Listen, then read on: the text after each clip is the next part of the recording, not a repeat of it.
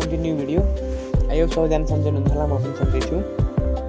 तपाईले हामी सबैले मेसेन्जर अवश्य नै युज गर्छौँ र मेसेन्जरमा एउटा तपाईले नोटिफिकेसन सुन्नु भएको होला, त्यो चेन्ज कसरी गर्ने आज त्यही भिडियो रहेको छ। कसरी चेन्ज गर्ने भन्ने मेरो च्यानललाई सब्स्क्राइब गरिदिनु होला र मेसेन्जरमा जानु होला। मेसेन्जरमा गइसकेपछि तपाईले सेटिङ देख्न सक्नुहुन्छ। यहाँ सेटिङमा टच गर्नु होला र तल थोरै तल आउनु होला। एसएमएस यहाँ देख्न सक्नुहुन्छ, यहाँ टच गर्नु होला।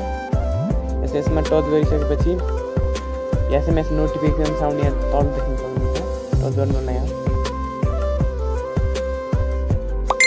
यो चाहिँ हाम्रो पहिला मेसेन्जरमा आउने साउन्ड रहेको छ र अरू पनि चुज गर्न सक्नुहुन्छ, धेरै रहेका छन्।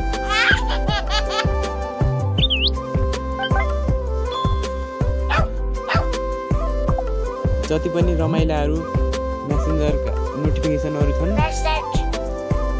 सजिलैसँग राख्नुहुन्छ, जति पनि छन् देख्न सक्नुहुन्छ। यसरी सजिलैसँग पुरानो खाले यो छोडेर अरू खाले मेसेज सङ पनि युज गर्न सक्नुहुन्छ। प्लिज मेरो च्यानललाई सब्स्क्राइब गरिदिनु होला। म यस्तै इन्फर्मेसन भिडियोहरू लिएर आउनेछु। रहेको थियो मेसेजको नोटिफिकेसनको साउन्ड। अब मेसेन्जरमै फोन आउँदाखेरिको नोटिफिकेसन साउन्ड कस्तो आउने, रिङटोन कसरी आउने, कस्तो चेन्ज गर्ने कसरी, तपाईँ आफ्नो सेटिङमै आएर नोटिफिकेसन एन्ड साउन्ड देख्न सक्नुहुन्छ, टच गर्नु होला र टपमै देख्न सक्नुहुन्छ रिङटोन, यसमा टच गर्नु होला।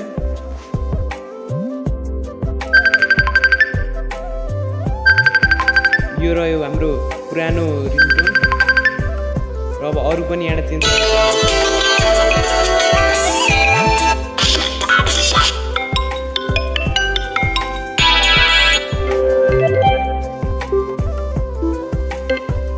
यसरी धेरै रहेका छन्। यहाँ पनि चाहिँ मैले धेरै बजाइनँ किनकि म यहाँ डिस्टर्ब भएको छु मेरो भिडियोमा, त्यसैले सजिलैसँग चेन्ज गर्न सक्नुहुनेछ।